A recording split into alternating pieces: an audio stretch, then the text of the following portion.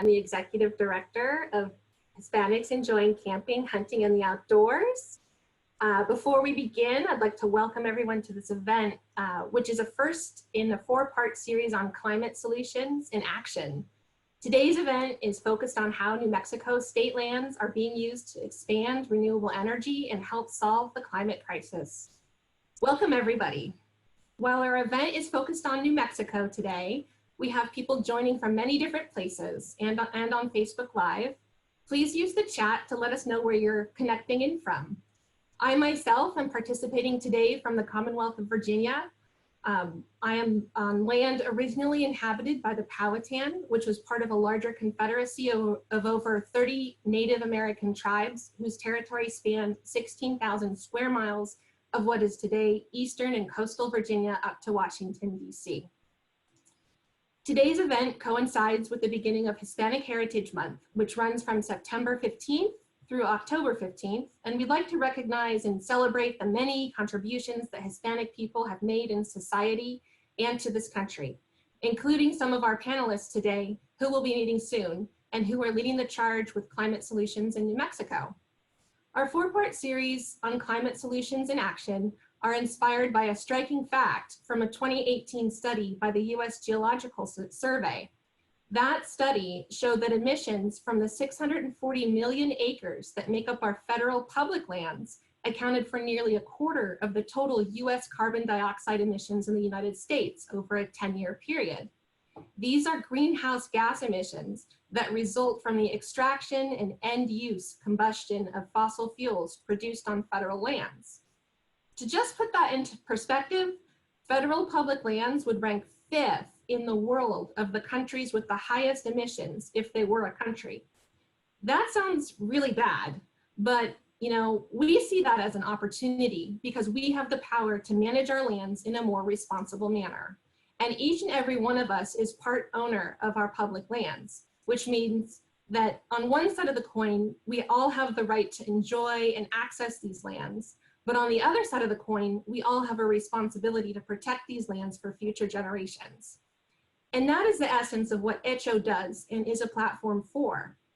Through engaging in public land decision-making and advocacy, HECHO helps create greater access and equity to our public lands, while connecting to our role as stewards of the land. Back in 2013, when HECHO formed, our founders, Hispanic elected officials, and community leaders from across the Southwest had concerns about the impact of oil and gas development on the lands where they fished, hunted, camped, and hiked. They knew that Hispanics were among the racial ethnic groups of people who are disproportionately impacted by pollution, with African Americans exposed to 56% more pollution and Hispanics exposed to 63% more pollution than non-Hispanic whites. It is no wonder then, according to poll after poll, Hispanics find environmental issues like pollution and climate change to be extremely important on a personal level, at rates that are greater than non-Hispanic whites. Still, Hispanics are among the racial ethnic groups who are underrepresented in the decision-making processes that impact our air, water, land, health, and communities. HECHO was created to help close the gap between underrepresentation when it comes to decision-making and overrepresentation when it comes to impact from environmental harms. And even more, we believe that everyone should have equal access to the benefits of nature, and our public lands play a huge role in that. At the core of how we can accomplish this is through our mission to empower Hispanic leaders to engage their communities in the conservation of our public lands. Our local leaders are deeply connected to our communities, and HECHO provides capacity and support to help strengthen Hispanic voices and visibility in public land decision-making. Through today's focus on New Mexico state lands, we hope to learn how New Mexico is diversifying its energy mix by driving up renewable energy. This is a key way for how we use our lands as part of the climate solution, not part of the problem. We see what New Mexico is doing as a great example of what we should be doing on a larger scale on our federal public lands. And with that, I'll turn it over to Bianca Martinez McGrath, who's HECHO's program manager and our moderator today, to introduce you to our panel. Bianca? Thank you, Camilla. So hello, everyone. I'm going to take a few minutes to introduce our wonderful set of panelists who are going to tell you about their work and hold a discussion with each other about renewable energy in New Mexico. So we are so honored to have created this event in partnership with the Land Commissioner and to bring all of our guests together for what I know will be a fascinating conversation. The Land Commissioner is a leader in this work and is a great representation of what HECHO does. So Commissioner Stephanie Garcia Richards is the first woman, the first Latina, and the first educator to serve as New Mexico's Commissioner of Public Lands. During her 6 years as a state representative, she championed laws to increase access to quality education, transparency, and investments in renewable energy, job training, and economic development. She served as the chair of the House Education Committee for 2 years before being elected Land Commissioner in 2018. During her time as the State Land Commissioner, she created the first ever Office of Renewable Energy at the State Land Office, which has contributed greatly to the Commissioner's goals of tripling the amount of energy generated on state trust lands through renewable projects.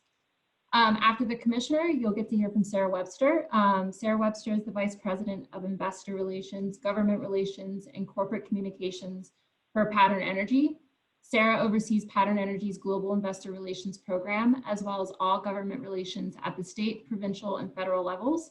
Sarah has been with Pattern Energy since 2013 and has worked in the energy sector for nearly 20 years. After Sarah, we'll have Representative Abbas Akhil. The representative was elected to the New Mexico State House of Representatives in 2018. As an engineer, he brings a long working experience of renewable energy and energy storage to the New Mexico legislature.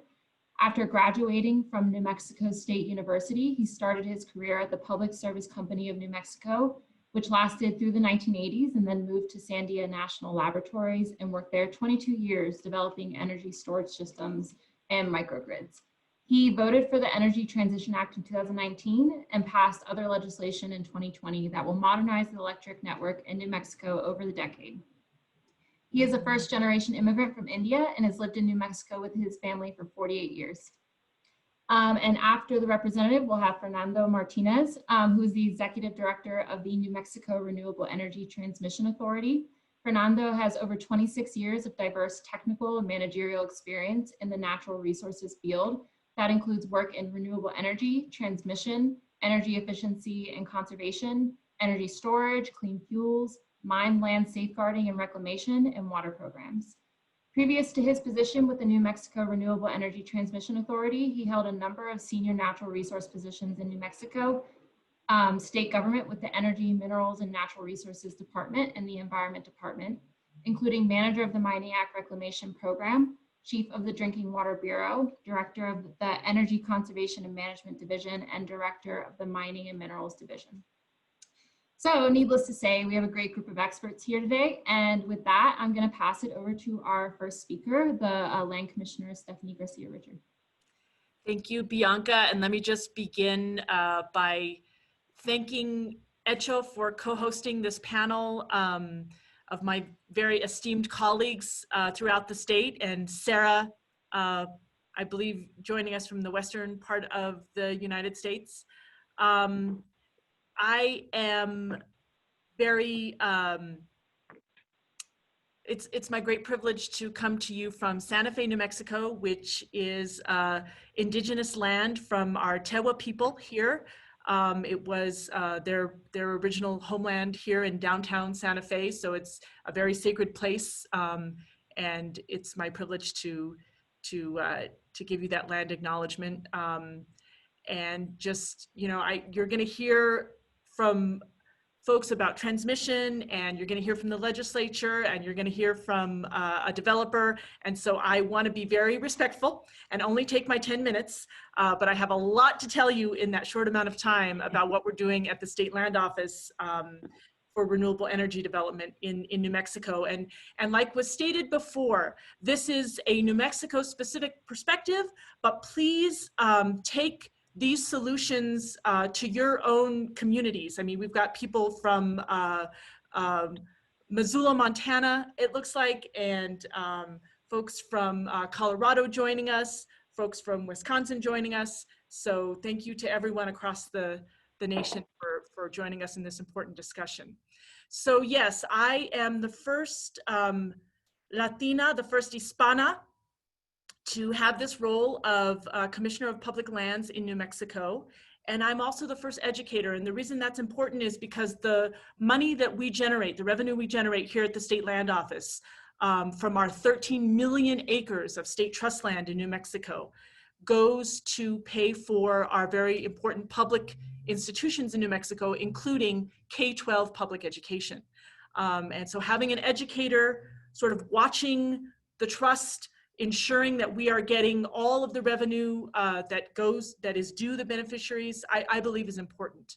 And so every dollar we generate here for public institutions means that that is a dollar that taxpayers don't have to pay for these very important services that we have here in our state. So in addition to climate solutions and ways that we can use public land to further climate solutions, I want the listeners on the panel today to really take away this notion that we can ease the burden on taxpayers by using state trust land strategically and sustainably. So as was mentioned before, when I took office 19 months ago now, we established the first ever Office of Renewable Energy here at the State Land Office, and we gave ourselves a goal of tripling the amount of renewable energy that is generated from state trust land. And just in those short 19 months, we have signed 4 large wind leases for large projects around the state. So including the Pattern project that we just signed, so that's the Western Spirit project. We have a project down in the southwest part of the state in Grant County, which is my home county, with Scout Clean Energy. We have a project on the eastern side of the state called Gladstone with PNE, and then we have a project throughout the middle of the state that is La Jolla with Avangrid Energy. So 4 large-scale wind projects, which is just in 19 months more than had been signed in the previous 4 years of the administration here at the Land Office. So we are really, we have the pedal to the metal on this, folks. We are really taking this mandate seriously to raise revenue in the best interest of our beneficiaries. And I should mention, we are bound by a constitutional mandate to raise revenue in the best interest of our beneficiaries. So we have to have a mind to those future generations to ensure that we aren't just using the land, making short-term decisions that are not sustainable, that are not regenerative. And so we, that is a balance here at the Land Office that we sort of have to contend with on a daily basis. And we believe that renewable energy is truly the way for us to preserve the trust for future generations while still generating revenue. So just those 4 projects I talked about will generate $80 million on behalf of the school children of New Mexico over their lifetimes. In the pipeline, we have an additional 200,000 acres that are being proposed for generation of renewable energy, 2,000 megawatts of wind, 2,000 megawatts of solar. Although we have not signed a solar lease yet, 2/3 of our pending applications are solar applications. So we will be looking at those as well. And we actually have enough projects in the pipeline, if they were all to be approved, to power all of New Mexico. Probably all of those won't come to fruition because it takes a lot to make a project go, but just that just shows you the interest that developers have in our phenomenal solar and wind resources here in New Mexico. The second thing that I really wanted to focus on was this intersection between public land and climate solutions. So I love the title that we chose for this panel, right? Solutions in action. 2 words that I love, solution and action. Because I think right now, people have the tendency to look at what's happening in California, in Oregon, and just kind of despair. To look at what's happening across our millions of acres of public land and despair, because we've had a heavy reliance historically on extraction on our public land. The great thing about our public land is that we have control over what we want to happen with our public land through our elected officials.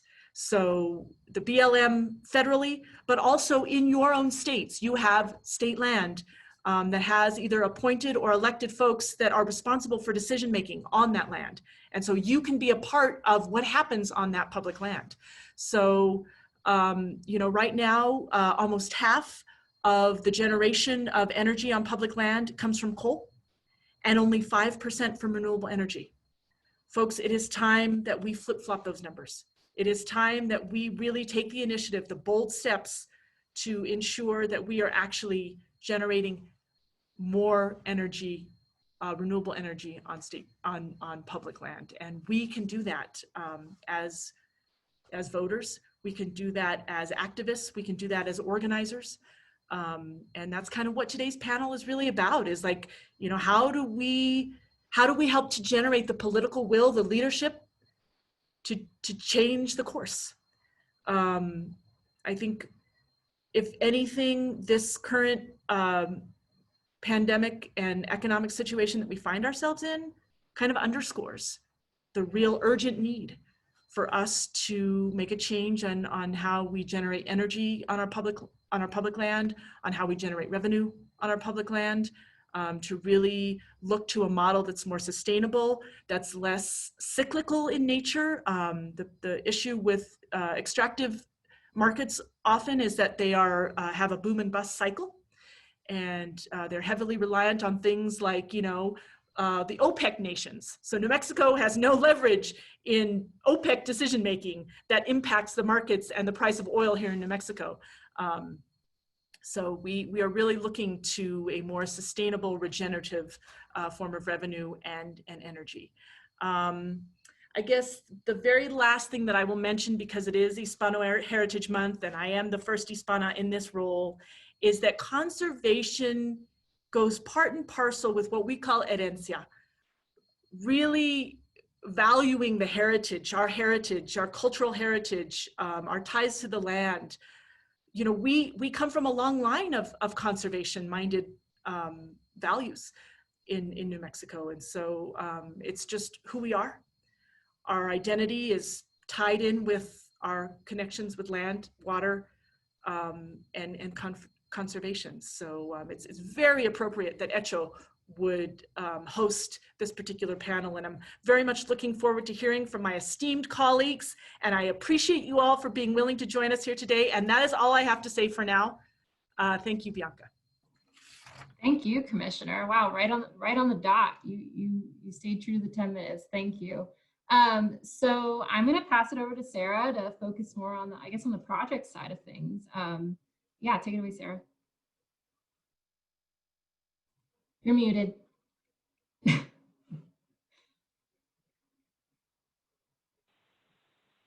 Sorry about that. Rookie mistake. Thank you, Bianca, and thank you so much, Commissioner. You're a tough act to follow, and when I see you speak, I am consistently inspired by your passion and enthusiasm and your knowledge about these things. It's funny, we did a prep call for this panel, and we knew we weren't going to be short on things to discuss because we're all just, you know, so excited about this subject. And I want to observe that this is the process in action right now. I realize that this may technically be just a panel, but when you look at what Pattern is doing, so Pattern is a multinational clean energy company, many of which are extensions of European utilities because they started in renewables a lot earlier than the US economy did. And Pattern is actually not one of those. We're privately held, US based. I'm in California, so I feel keenly what Commissioner Garcia Richards was saying about, you know, the environmental challenges we're all facing in the West and around the world right now. But we're US homegrown, privately held, and we only do renewables. We do no fossil, thermal, no extractive technologies, but that doesn't mean we don't have experience with it. I've been an energy lifer for 21 years. I call myself an energy nerd or a power nerd. I love this sector, and I spent the first half of it in oil and gas, and I worked at Shell Oil and Company, and I have nothing bad to say about that company, how it treated me. It's just I personally found, especially after I had children, that I was experiencing a lot of conflict in myself about using whatever skills I have personally to advance the history of energy. I mean, you're talking about technologies, you're talking about coal that is hundreds of years old, oil 100 years at least. And I felt a calling to try to use whatever skills I have to try to advance the future of energy in a more sustainable way. So I've had multiple jobs in renewables over the past 11 years. Pattern is one of the most exciting ones. And what we're doing in New Mexico, every time I focus in on what we're doing in New Mexico, I just get incredibly excited, because effectively what we're doing with this group of individuals and a lot of others is helping terraform the economy of the state away from that old energy economy and towards the new. And we can't do that, and we can't deploy this kind of capital and make this kind of investment without this type of partnership that we're looking at today. I mean, so our Broadview and Grady project, which is the largest clean energy project ever in the history of New Mexico, it's spinning, it's producing power. That represented 1.6, or it itself was $1.2 billion of direct investment in the state, over 500 megawatts, wind turbines, about 300 towers. And that 1.2 investment that we made, the capital investment of the steel in the ground, we wanted to look at a survey of what kind of benefits would that create, not just for us and our shareholders and profit margins and all of those things, because you do have to be at least modestly profitable to continue operating as a business. But we hired Moss Adams to really keep us honest on our numbers and say, what does this mean? We're planning a long-term relationship with New Mexico. We're putting the steel in the ground. We're going to be here for decades. So what story do we tell around benefits? So we took a look, we stepped back and we looked at the benefits that were being created just from that first project, and we have more underway, which I'll talk about in a moment. But what we found was a total over 30 years of $1.6 billion of benefits supplemental to the $1.2 billion of capital investment. And that takes many forms. That's industrial revenue bonds, which I'll talk about in a moment. I'll tell a little story about that, which is cool. That's landowner leases and royalty payments. So that goes directly into the pockets of the ranchers, the farmers, or the state land office as well. We're very proud of the fact that 20 million of that number that the commissioner referenced is coming from one of our projects, and there's more to come on that. State leases, taxes, job creation, local procurement, and then voluntary benefits. When you put that all together, that's a really powerful thought, that 1.2 billion of capital investment, you're looking at 1.6 billion of civic investment through an asset that's generating, electricity that has no air pollution, has no water pollution, and in the West, also a critical issue for us is the drying of the West, and it doesn't consume water to produce that power. So when I look across this group of panelists, which I feel very honored to be a part of today, I see Representative Akhil, and I see the legislature. I see me, and I see the private sector. I see the commissioner, and I see state lands in the administration. And I see Fernando, transmission enabling authorities. And I see HECHO, which is the nonprofit world and our stakeholders. And to make these kind of things happen, so that 1.2 billion is the first tranche of activity. That's already operating. We're about to kick off construction in the next couple of months on our next project, which is Western Spirit. That's double the size of Broadview and Grady. That's going to be creating over 1,000 construction jobs and over 100 operational jobs over the life of the facility. And then we're going to come back and we're going to double that one again or triple that one. And we're planning on doing Sunzia. So you can see how this is scaling, but that level of complexity cannot exist without the partnerships that I just referenced. It takes years of vision, having the right elected officials, putting the right policies in place, and administering them with a lot of efficiency, effectiveness, and conviction to create the kind of economic uplift that we're just starting to see in the state of New Mexico. And I do want to tell a little bit of a community benefit story because I love it, but I also do want to flag for this group and everyone participating two things. One is this is just the beginning.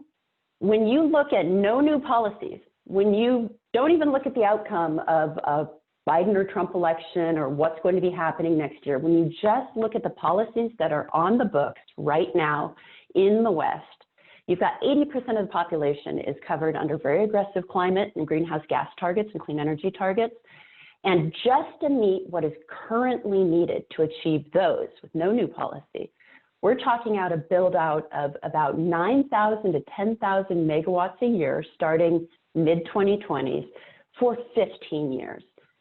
And our vision is that New Mexico can be a net energy exporter, but instead of that having been the case with extraction, where you take something and deplete it and then you export it, you're actually using renewable resources that never deplete. So New Mexico, with its fantastic solar and its fantastic wind, and New Mexico has wind as good as anything in Texas, especially on the east side of the state, you're setting up to create an economic sector over time that can bring in job creation, tax revenues, but also eventually manufacturing base, because when you have a hub of activity like that, then it draws people in to make investment in the state. So the other thing I'd like to just point out, because there's a lot of bad information about renewables out there right now, a lot of bad information. So just so this whole audience knows, cheapest form of power on the planet now in almost every market. A lot of people think it's expensive and subsidized. That's a narrative from 20 years ago. Technology is such now that it is in almost every market on the planet, unsubsidized, new build renewables is the cheapest form of power that you can invest in. And it's also extremely reliable. Commissioner Garcia Richards referenced the reliability of the cash flows. We signed fixed term 20-year contracts. I mean, think about that, a commodity that you can actually value 20 years out. That means when Broadview Grady came online a couple of years ago and started producing power, if a child was born on that day, then when she's turning on the light switch in her first apartment when she's 20 years old, that electricity costs the same as the day she was born. And that also means the revenues that come off it are reliable for the state coffers.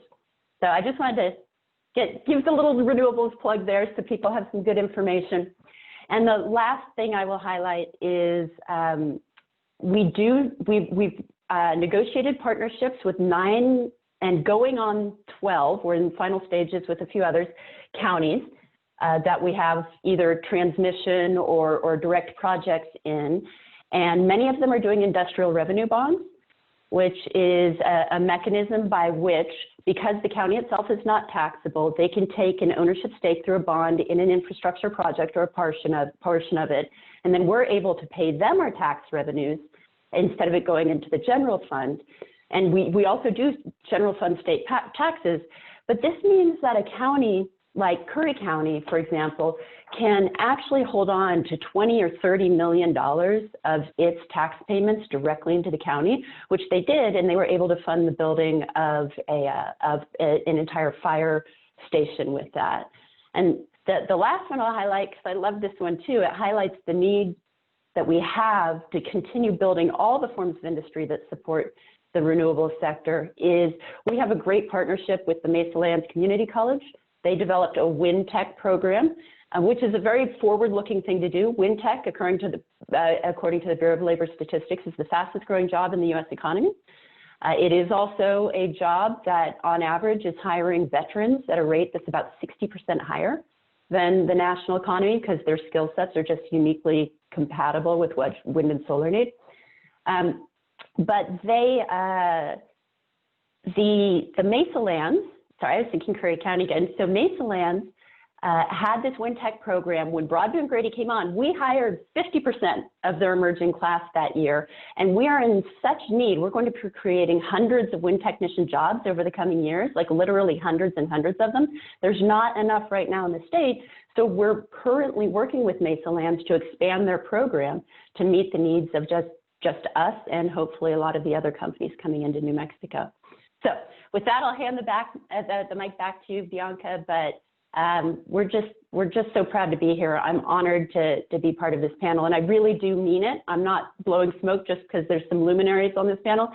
We could not make this investment in New Mexico were it not for Fernando, Commissioner Garcia Richards, Representative Akhil, and without the support of HECHO and many, many of the nonprofit stakeholders that are making this happen. Thank you so much, Sarah. That was amazing. Yeah, so I'm going to pass it to the representative. Take it away.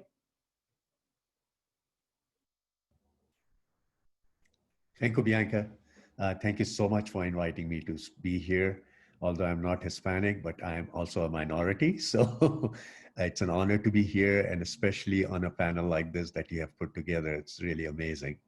And of course, it's an honor to serve such a culturally diverse state. You know, I've lived here a long time and value being here in New Mexico. I feel blessed to be here. So just very briefly, my background is engineering, and I worked in renewable energy for the last, gosh, 30, 40 years. I'm pretty old. So, but that has given me a good insight into the kind of technologies that have worked and those that don't work. So that's always good to have in your, on the radar. And with that, until a few years ago, New Mexico was generating, as Commissioner mentioned, most of our energy came from coal, which we mine in the northwest corner of the state in large quantities, and we burn the coal to make the electricity. That was our major supply of electricity, source of electricity, along with some nuclear that we purchased from Arizona.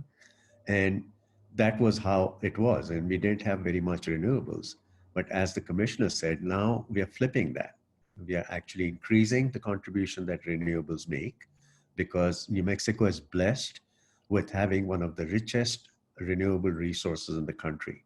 We've got both high winds that Sarah talked about in the east part of the state, and all over the state we've got very good solar, but especially in the southern part of the state, it's excellent. So combined with that, we really can be the major producers of renewable energy, not only to meet our needs, but also to send it across the border to other states. That being said, our goal is to have 50% of our 50% of our energy come from renewables by the year 2030. And then looking beyond that, we go to 80% and then achieve 100% by the year 2045. That is the goal that we have set for ourselves. And there's quite a bit of work that needs to be done to get there. So there's going to be legislation, there's going to be efforts by like the state land office to make sure that the pieces are there and the resources are there to help us achieve those goals.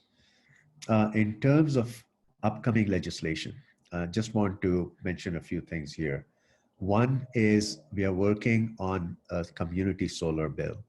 Basically, what this is intended to do is allow people who don't own a home where they can put rooftop solar to be able to use solar for their use. So what happens is somebody else will build a solar plant. They will buy a subscription to it so that they, even if they cannot install the solar system themselves, can still use energy from there. So that is one bill that's really important. The other one that's also important is, when we make energy from renewable sources like solar or wind, it's not constant. It changes over time, or solar especially goes away during the night. So we need a means to store this energy so that we can constantly use it when the renewable resource is not there. So we will see some legislation coming up as hopefully in next year and in future years, where we are going to install energy storage. And then, of course, you cannot ignore electric vehicles. This will change the way we think about cars. These can be all electric driven because we do have abundant renewable energy. We can charge them with the electricity from renewables. It will no longer be charging it from the coal that we used to burn. So that is a really good thing. So those are the kinds of bills you can expect next year and the years to come. Now, coming down to a personal level, what can you do for the environment? I think the best thing to think about is anything you discard, anything you use, think about how it will stay in a landfill, how it will pollute the water, how it will land up in the oceans. Something even, insignificant, like a toothbrush. When you discard that toothbrush, think about where it goes. How long does it stay in the land? Does it break up? What happens to the animals that will eventually swallow or eat that plastic? So those are the kinds of things we need to be mindful of. And a really good example is plastic straws. You use a plastic straw, you go to a fast food place and you buy a drink, and there's a plastic straw. You use it for 5 minutes and you throw it away. We have found that plastic straws land up in the ocean. We have found them stuck in the noses of sea turtles, and they do a lot of damage, and they don't break down and they don't disappear. They stay there for many years, polluting the water, polluting the land. So especially for younger people, when you go buy a drink, drink from the cup. Don't ask for a straw. Just simple as that, just a simple thing that you can do today. In terms of what you can do with the legislature, one thing I'll point out for those of you who live in New Mexico, we have one of the most open legislature anywhere in the country. You can walk in, you can meet your legislators face to face. You don't have to go through any metal detectors or scanners. You just walk right in. We have an amazing art collection. So if you don't like the legislators, you can always admire the art.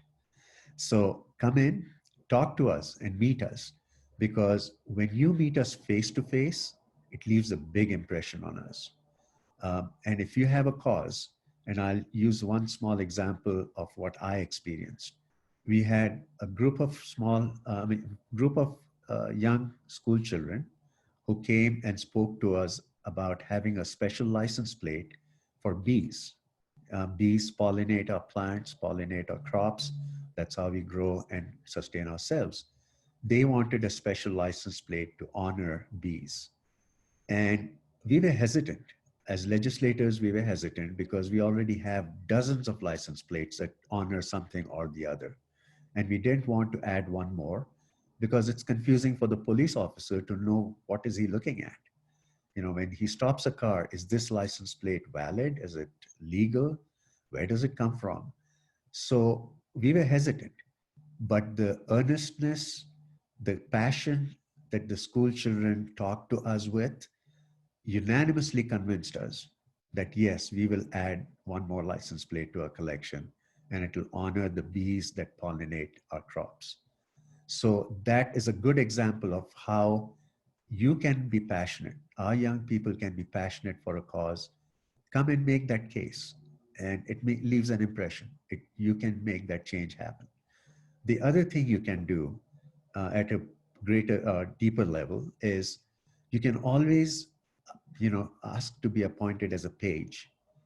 A page is usually a young person who sits in the hall and observes what the legislators are doing, how the proceedings are going. And then they will ask you to do something. Okay, go get me a file from certain office, or go get me, a book that I need for my work. That is one way of getting involved, but a deeper involvement is to shadow a legislator. Now, when you shadow a legislator, you actually go with them to all their meetings, listen to what they're doing, sit in on the committee meetings, listen to the proceedings. That is definitely a very eye-opening thing. And I really encourage our young children to do that. It gives you a really good insight into what legislators do, how they enact the bills, how they debate the bills. I would strongly recommend that. It costs you nothing. You can contact any of your legislators, contact me. Even though I'm not going to run for election, I can always ask my fellow legislators to have you shadow them. So that is one good thing that you can do. So take up an issue and be passionate about it. Let me see. My legacy, since I'm not going to run for re-election, I think my legacy would definitely be for the work that I've done for energy. There's one bill, the Grid Modernization Bill, which will likely change the way we manage our grid and modernize it over the next decade, maybe more. The work that Fernando is doing at the Renewable Energy Transmission Authority, trying to see what we have in transmission and where we go from here, what do we need extra for the future years. And then I also did a few bills that allow both Sandia National Labs and Los Alamos National Labs to give greater technical assistance to the small businesses around the state.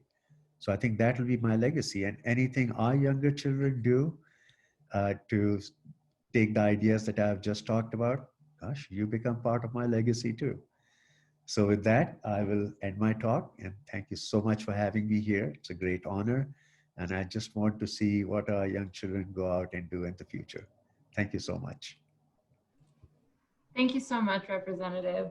Okay, so I'm going to hand it over to Fernando now to talk about the transmission side of things. Thank you, Bianca, and good afternoon, everyone. I first want to thank Commissioner Garcia Richard and HECHO for hosting this and having me a part of this. This is an honor and pleasure to be here. Really have been looking forward to this opportunity since I got the invitation. Thought it was a very fitting audience to be able to make this presentation to and try and get the message we're trying to get out, not only locally and in our state and in our region, but to the nation. It's a really, really, really important topic in that, you know, it's got to start with infrastructure. In order for us to meet the goals that we want to achieve, we have to swap out our infrastructure, the old infrastructure for the new infrastructure. Part of that is going to be the transmission lines. That's something that not too many people ever give much thought to, or how the power is delivered from where it's generated to where it's used. But it's a tremendous, it's tremendously complicated. It's a machine that's just super complicated. It's has to meet, the supply needs to meet the demand exactly at any given time, 24/7.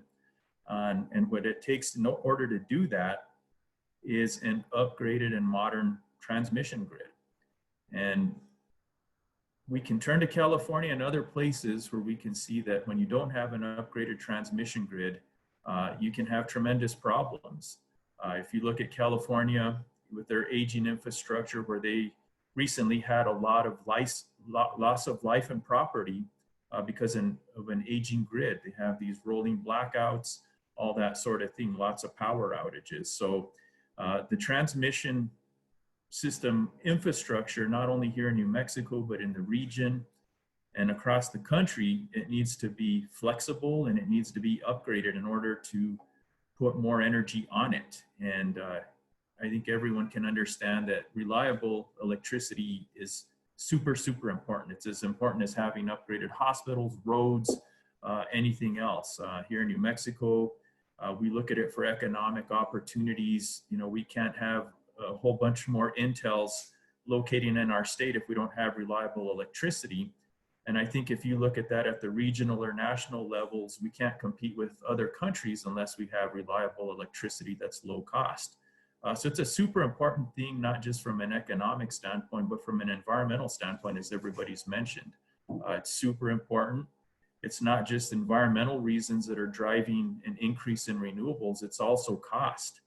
And Sarah mentioned that in her talk, that right now, new wind and new solar is cheaper than new gas and new coal. And by 2030, it's going to be cheaper than existing gas and existing coal. So these prices have been dropping dramatically. It's really important in New Mexico and other states that we have leadership on this. We are blessed here in New Mexico to have great leadership. We have it from Commissioner Garcia Richard, which is super important because in New Mexico, when we look at the wind development potential and solar development potential, when we look at the developable land area for commercially viable wind projects, we have about 20,500 square miles of that in New Mexico for wind, and 18,500 square miles of that are on state trust land. So that translates to about 137,000 megawatts of the highest quality wind potential is on state trust and private lands. When you look at the solar potential that everyone's mentioned here in New Mexico, we also have a world-class resource in that. We have about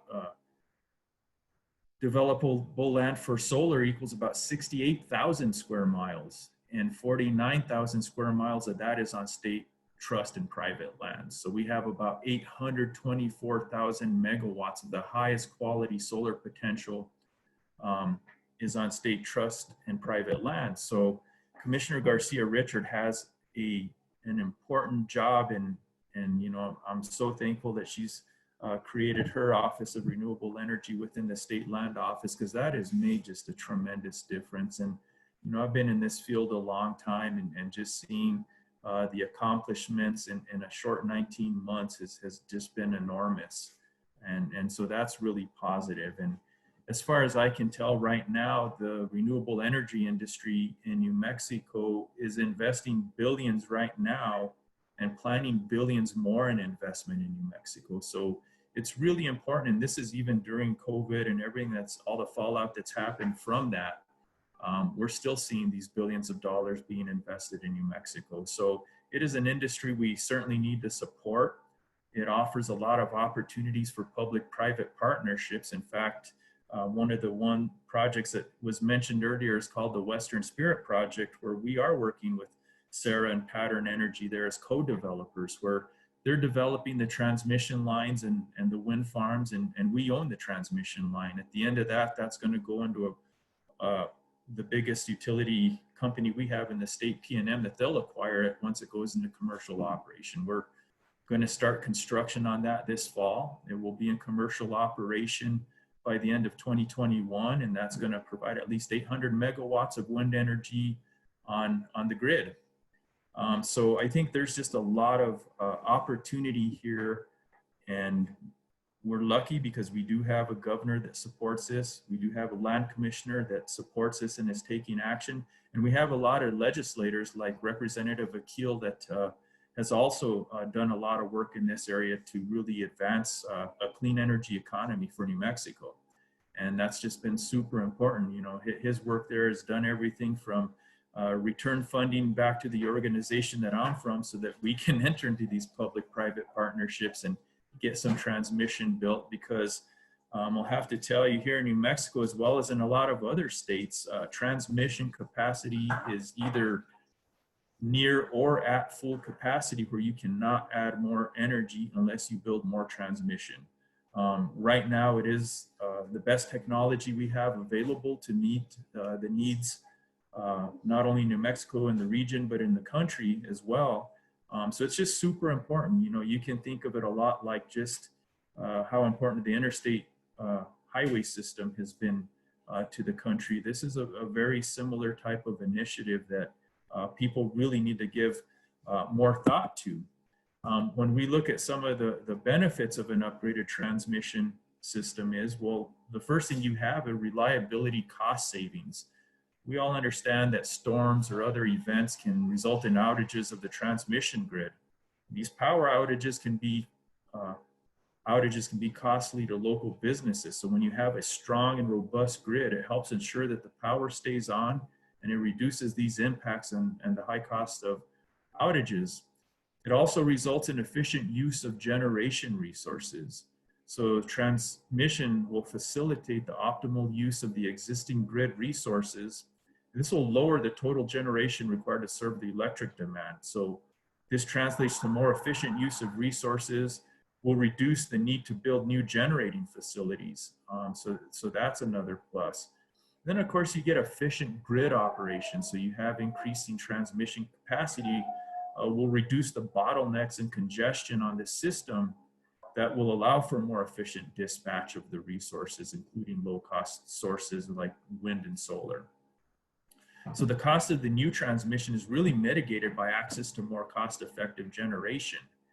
And then we also have the economic opportunities that can come from this. So all businesses are going to benefit from supplies of more reliable and lower cost electric service, and the infrastructure investments are going to lead to additional employment opportunities in the economy.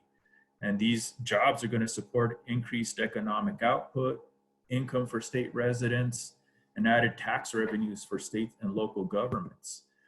Here in New Mexico, we just recently completed a transmission and energy storage study.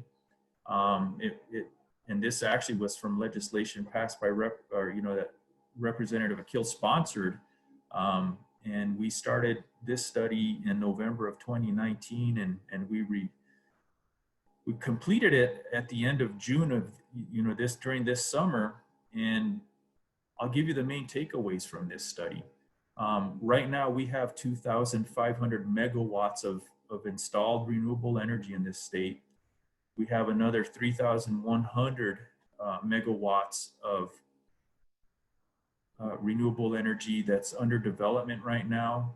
But in the next 10 years, we can add another 6,000 megawatts of renewable energy in this state. That's not only going to help us meet our energy transition goals here in New Mexico that we have, but it's also going to help other surrounding states meet theirs. So it's a tremendous opportunity to put more renewable energy on our grid. During this 10-year time frame, we can have 3,700 construction jobs per year while things are being constructed over the next 10 years.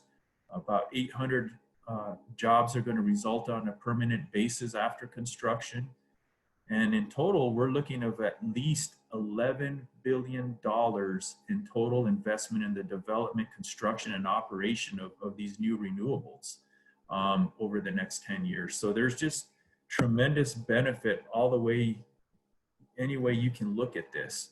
And, you know, hopefully, if we can leave anyone with any message right now that the importance of renewables, it's not just about the environment, which is just has tremendous benefits. And I think anybody these days is really looking at for ways we can improve our environment, but it's also puts us at an economic advantage, not just at the local, state level, regional, but at the national level. So I think the more people that can understand the benefits of renewable energy and upgrading our transmission grid, the better off we're going to be as a country. And so this is a great opportunity here for people to learn more about it and to support it and understand it's not only good for the environment, it's good for their pocketbooks as well. And having reliable electricity, there's nothing like it until you go to turn on the light switch and nothing works. So with that, I think I'll turn it back over to Bianca. Great. Well, thank you, Fernando. Yeah, and I know you guys have been thanking HECHO this entire time, but I really thank you all. It's been super enlightening to hear you all speak and, you know, our conversations we've had prior to the event. So we have a couple questions from the audience, so I'm gonna go ahead and put let you guys know what those are. And then I guess we'll see who wants to answer. So the first question we have is from Tom McRory. So the question is, how much annual electrical energy in New Mexico are renewables currently generating as a percentage of what was generated from the coal-fired power plants in the northwest corner of the state when they were at full production? You can also see that question in the Q&A if you want to visualize it. But yeah, I don't know if anyone on the panel wants to take that one. I can probably give you some rough estimate. When we were doing a majority coal, we were up into the high 60, 70% of our energy came from coal. Today, if you even watch TV, one of the TV stations shows how much energy we got today on a daily basis from our renewables. And I've seen numbers as high as 35, high 30% coming from renewables, which means we have reduced our coal usage, but we have increased our renewable energy contribution. But maybe Sarah has more up-to-date numbers on that. Yeah. Thank you, Representative Akhil. It's funny, I was just looking through my notes because I had something specific to that question, which is the second project I mentioned that is kicking off construction in the next few months, Western Spirit, Fernando also referenced. That actually is going to be bigger than the coal plant that PNM right now has slated for retirement in 2020. I'm sorry, in 2022. In terms of energy production. And I don't want to be misleading and try to suggest that there aren't some levels of displacement that are naturally going to be occurring in the economy as we go through this transition. That's a real fact, and we all need to be very mindful and thoughtful and compassionate about that. But that is, again, when I look at this partnership, legislature, administration, nonprofit, private sector, it is our responsibility instead of put a head in the sand and not acknowledge that, to map it out, to understand the system's impacts on communities and find, like the investment in Mesa Land's job training WinTech program, for us to actively go after and address those issues so everyone is benefiting from the uplift of this kind of economic generation that we're talking about. I'm glad you brought that up, Sarah. You know, so for folks on the call, economic displacement, I mean, that basically means folks who had a line of work, a steady paycheck, economies that had generation of revenue from a certain industry will now not have that. So with the closing down of the coal-fired power plants, that's going to impact economies, households, pocketbooks, bottom line of New Mexicans. And so everyone on this call is sensitive to all of those aspects. The fact that communities, whole communities, will experience negative economic impacts from the loss of an industry. And so what we talk about here at the Land Office is something that we call a just transition. We want that transition to be just for communities, for workers, for households, so that they're not left in the lurch when we, you know, transition from an extractive fossil fuel oriented energy generation to a more sustainable energy generation. We want to think about job training, like Sarah mentioned. We want to think about the economic benefits for communities of buildup of these renewable projects, because we know and we are very sensitive to the fact that communities are going to be negatively impacted by pulling the plug on fossil fuels. So I appreciate you mentioning that, Sarah, because a lot of the impact, so we talked before about a lot of the impact of the environmental degradation happens to, you know, communities of color, low-income communities in New Mexico. Well, a lot of these economic impacts also are going to hit them hardest. And so we want to make sure that we are providing opportunities in terms of better paying, more high-tech jobs, job training, those kinds of things, and just, you know, revenue for communities. That's why we've talked a lot about the benefit of these projects. Great, thank you. Commissioner, I think Bianca had put together some statistics which shows how communities, minority communities, live in close proximity to generating stations, to oil and gas facilities. That number is pretty high. You know, it shows how deeply our minority communities are affected by this kind of extractive industry or coal burning industry. I don't remember the numbers, but you know, I think Bianca, you had some really good numbers put together on that. Yeah, it's something like 63% of Hispanic communities, 56% of Black communities. I mean, that's disproportionate. You know, it is truly a negligent, you know, stewardship on our part that we allow this to happen. Absolutely. Thank you all. We have another question from the audience from Flora. So wondering what successful strategies panelists have seen from community members advocating for greener solutions. What are the tactics you have seen work or strategies you wish stakeholders had employed in the ongoing push towards sustainability? It's a great question. So I've got a thought on that one. Yeah, all of us do. You go first. You go first, Commissioner. So Representative Akhil talked about how accessible the legislature is. The community solar idea, I think, was actually generated from some of these you know, community groups working together thinking, what is our solution? If we can't impact, you know, the renewable portfolio of, say, a PNM, if we can't build our own rooftop solar, what is an alternative solution? And community solar actually came out of that advocacy, organizing sort of effort. And so there's just one idea that was actually successful. So I just wanted to share that. Absolutely, Commissioner. Yeah, no, that's a great point. Is getting engaged in the legislative process, I think, is very important.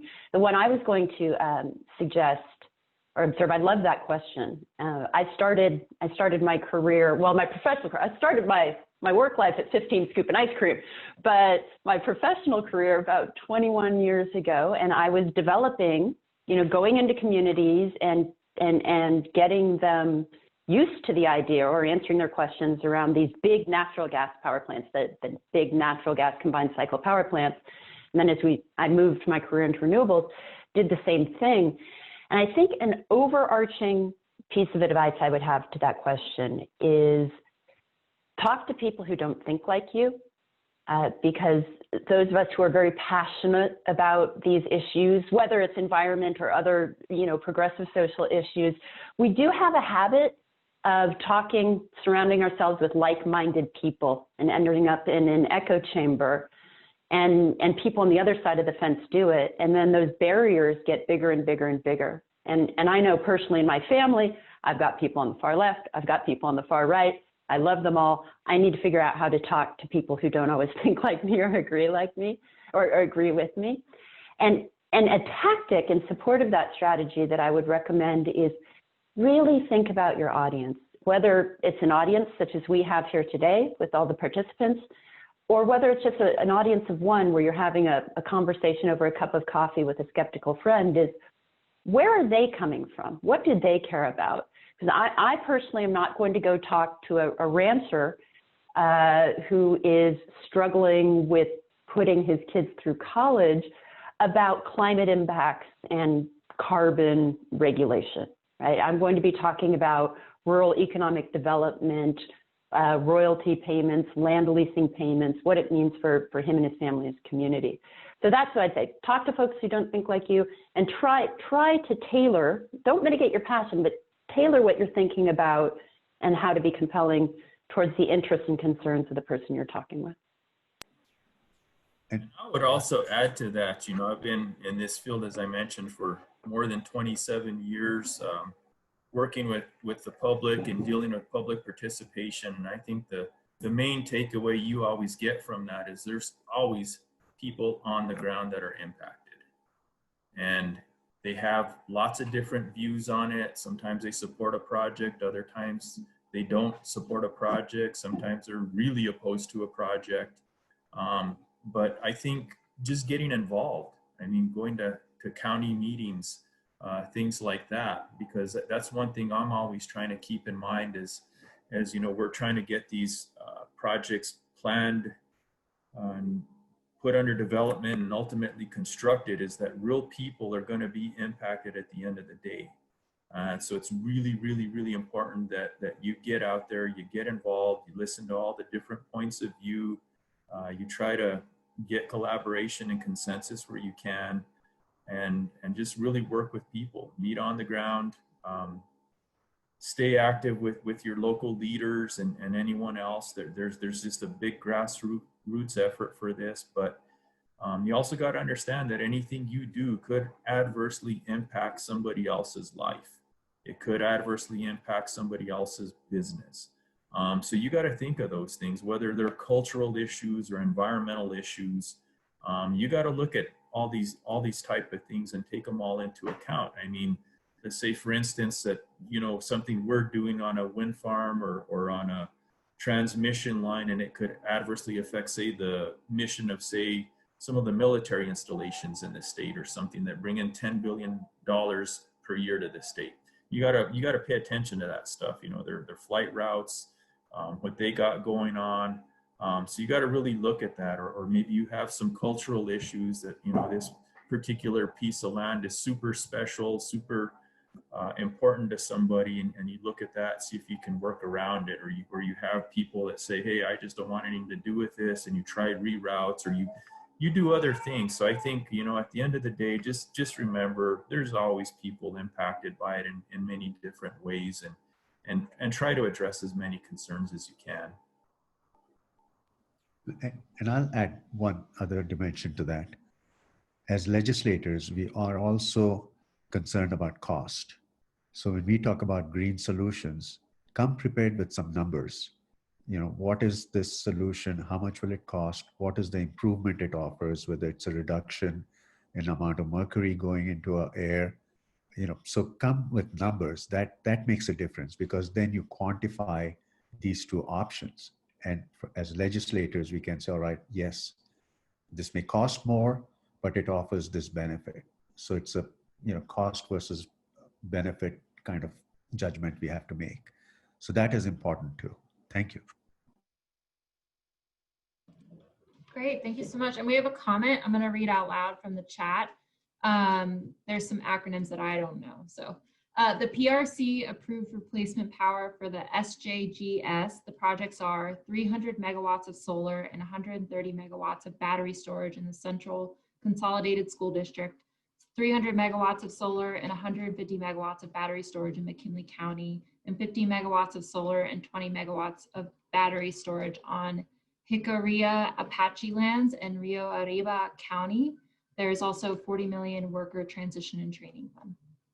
Yeah, so that's thanks to Michael from CVNM. He's just letting the folks on the panel and our audience know that there is a plan that has just been passed by our Public Regulations Commission to have basically a transition plan for shutting down the San Juan generating station. That's what SJGS is. So thank you for reminding us about that. Great. So I want to be mindful of people's times and our panelists' time. So it's about 1:10. So I'm going to start wrapping up unless there are some final comments from our panelists. Okay, great. So yeah, so HECHO would like to thank everyone for joining us today and all of our panelists for holding this great conversation. For those of you that are not joining us from New Mexico, we hope that this conversation has inspired you to dig further into what is happening in your state or city as far as renewables go. I know that I'm coming from Colorado, and I'm definitely inspired to do that. And for those of you that are joining from New Mexico, I hope you are leaving this event with a better understanding of how renewable energy works in the state and the individuals leading the charge. We hope that you will keep up with HECHO's work by following us on Facebook, Instagram, Twitter at HECHO Online. You can join our digital advocacy network and get updates on the issues most important to HECHO's work. We hope that you will join us on the remaining 3 events in our series as we explore climate solutions in action throughout this fall. And you can stay updated on those dates by following us on social media or signing up for our newsletter at hechoonline.org. Thank you so much for joining us today, and thank you so much to our panelists. This has really been amazing. And I hope you all have a great afternoon.